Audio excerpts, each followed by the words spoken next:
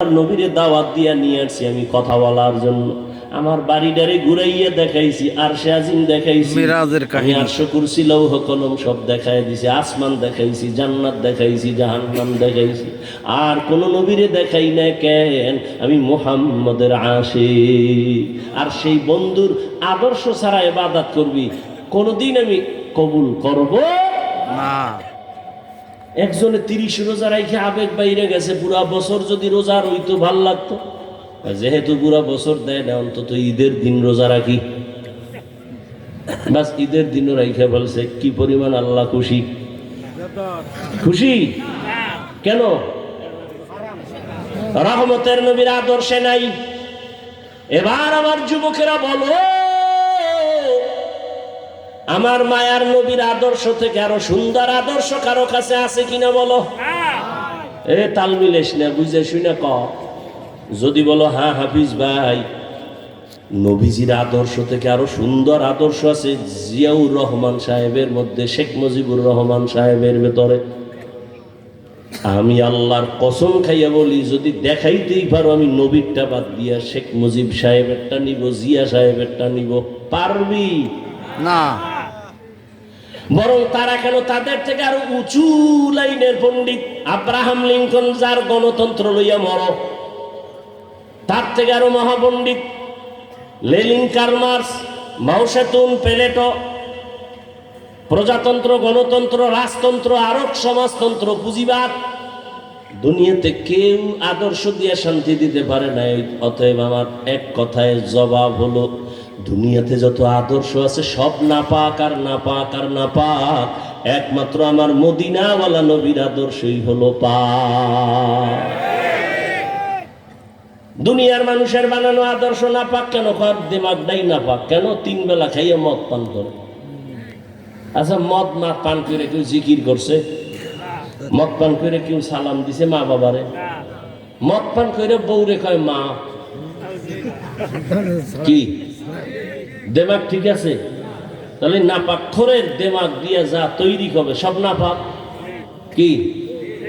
আর আমার নবী কেমন পাক? 63 বছর হায়াতে নবী কোনোদিন ভুলে 1 সেকেন্ডের জন্য, মুহূর্তের জন্য, পলকে একটা মিথ্যা কথা বলেন নাই।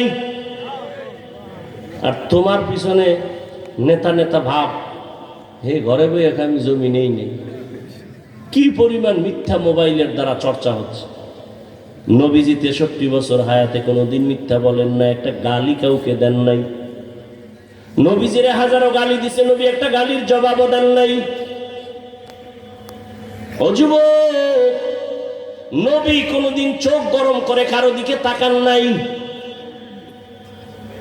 ওই নবীর আদর্শ যা রেখে গেলেন, এগুলো মানবে কারা? হিন্দুরা, বৌদ্ধরা।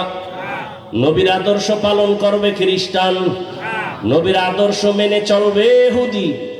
বলো জবান খুলে, কারা নবীর আদর্শ মেনে চলবে? কোন দেশের মুসলমান? হ্যাঁ, সারা দুনিয়ার মুসলমান, বাংলাদেশের দাও।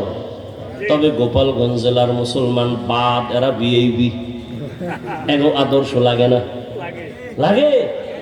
লাগলে তোমার দাড়ি নাই কেন, টুপি নাই কেন, নামাজ নাই কেন, পর্দা নাই কেন, হালাল নাই কেন? কয়দিন আর দুনিয়ায় বাঁচবা? মহামারী করোনায় কত প্রাণ চলে গেল, ছাত্র জনতার আন্দোলনে কত প্রাণ চলে গেল, গাড়ির নিচে লাশ, পানির নিচে লাশ, ঘুমের বিছানায় লাশ। কি ভাবতেছো? আজ তুমি বলো আমার বাড়ি, আমার গাড়ি, আমার টাকা, আমার আমার আমার আমার। আরে তোর জামাটাও তোর না, ঘড়িটাও খুইলা নিয়ে নেবে আজরাইল আইসা, রুহটা নিয়ে গেলে ঘড়ির মালিক আর একজন হয়ে যাইব। আমার মোবাইল, আমার মোবাইল, আমার মোবাইল, কিন্তু যখন মইরা যাবো মোবাইলটা আর একজনের পকেটে ঢুকাইবে, আর একজনে টেলিফোন করবে, হাফিজ ভাই কই? হাফিজ বাদ দে, মোবাইলের মালিক আমি, কি কবি ক? মোবাইলের মালিক আমি। আমার জামাটা বেলেট দিয়ে কেটে কেটে আমার রক্তের আপনজনেরা রেখে দিবে, যাও জামা দিব না। পাতলা 3টা কম দামের কাফনে পেঁচাইয়া বলবে বাঁশ বাগানে রেখে দেও, এমন ভাবে পাড়ায় মাটি দে যেন আর কোনোদিন উঠতে না পারে। এমন ভাবে পাড়ায় মাটি দিবি, দে বিদায় এমন জায়গায় নিয়ে রাখবি যেখানে আমরা যাইতেও ভয় পাই। বাঁশবাগান, সাপ বিচ্ছুর গর্ত, যা ওখানে দিয়ে আস।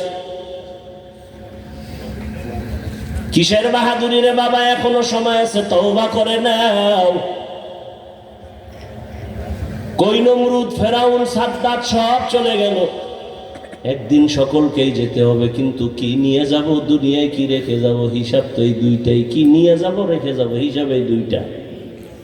এখনো সময় আছে, তওবা করো। ও যুবক বাবা, স্কুলে পড়ো, কলেজে পড়ো, তোমার মতো যুবক কি জেনারেল লাইনে 5 ওয়াক্ত নামাজ পড়ে নাই?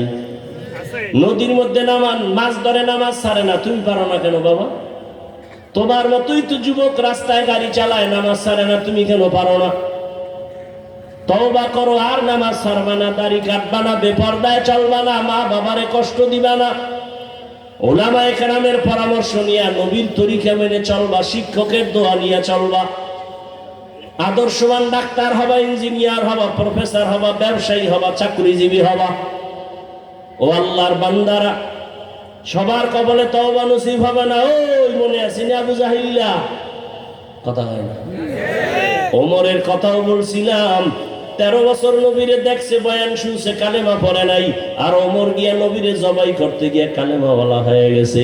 হাজারো বয়ান শুনে এখান থেকেও একদল আবু জাহালের মতো বিদায় নিবে, ও জীবনে নামাজ পড়বে না, হেদায়েতের পথে যাবে না, আরো বিরোধিতা করবে, এই ভুল সেই ভুল, হুজুরের বয়ান ভালো লাগে নাই। আর একদল তওবা করবে ওমরের মতো, ফজরে গিয়া মসজিদে দাঁড়ায় যাবে, জীবনে তো দাড়ি কম কাটি নাই, বেপরদায় কম চলি নাই, পার্কে পার্কে কম দৌড়াই নাই, আর কত আর কত আর কত, আর নামাজ ছাড়বো না, দাড়ি কাটবো না, এখন থেকে আমি পাক্কা তওবা করে নামাজি হয়ে গেলাম, ফজরে মসজিদে গিয়া দাঁড়ায় যাবে। এই ওমর মার্কা যেই মানুষগুলো আসো, জীবন মইরা গেল, আর দাড়ি কাটবা না, নামাজ ছাড়বা না, বেপরদায় চলবা না, খাঁটি তওবার নিয়ত এখন করে নিবা। কারা কারা পারবা? আল্লাহ সবার হাত কবুল করেন, ওমরের মতো আপনার গোলাম বানায় দেন। আয় আল্লাহ সুন্নাতওয়ালা জীবন দান করেন। ওলামায়ে কেরামের পরামর্শ নিয়ে, মা বাবার দোয়া নিয়ে, শিক্ষকের দোয়া নিয়ে চলার তৌফিক দান করেন, আমিন। আল্লাহ কবুল করেন। বয়ান চলবে, উঠবেন, আমি বলছি বসবেন, আলেমের বয়ান শুনে দোয়া করে যাবেন। এই কথাটা মানলে দোয়া, দোয়া হাতুটায় করা লাগে না। আপনার ব্যবহারে আমি খুশি, এটাই দোয়া, আপনার ব্যবহারে কষ্ট পাইছি, এটাই বড় দোয়া। অতএব কেউ উঠবেন না, শেষ দোয়া করে যাবেন। আল্লাহ আপনাদের তৌফিক দান করেন। আমি অনেক দূরে যাব, আর আগামী শুক্রবার আমার ঢাকাতে মাদ্রাসায় মাহফিল, সেই ব্যস্ততা নিয়ে আসি। দোয়া চাই আল্লাহ মাহফিলকে কামিয়াবির সাথে কবুল করেন। আপনাদেরও দাওয়াত, যাইবেন। মোহব্বত তো দেখা সাক্ষাৎ হলেই মোহব্বত বাড়ে, ঠিক না? সবার জন্য দাওয়াত, দোয়া চাই। বয়ান চলতে থাকবে, খবরদার, আমিও কষ্ট পাবো, যিনি বয়ান করবেন সেও কষ্ট পাবেন, অতএব খবরদার। বিশেষ প্রয়োজন হলে আপনি উঠবেন, এখন কেন? একটু চুপচাপ এক কোণা দিয়ে উঠে যাবেন। যদি বেশি প্রয়োজন হয়, একসাথে 2-3 জন উঠলে এটা মজলিসের সাথে আদব। অতএব কেউ বিশৃঙ্খলা করবেন না। আল্লাহ সবাইকে কবুল করেন। সুবহানাল্লাহি ওয়া বিহামদিহি, সুবহানাকাল্লাহুম্মা ওয়া বিহামদিকা, আশহাদু আল্লা ইলাহা ইল্লা আনতা, আস্তাগফিরুকা ওয়া আতুবু ইলাইক। আসসালামু আলাইকুম ওয়া রাহমাতুল্লাহ।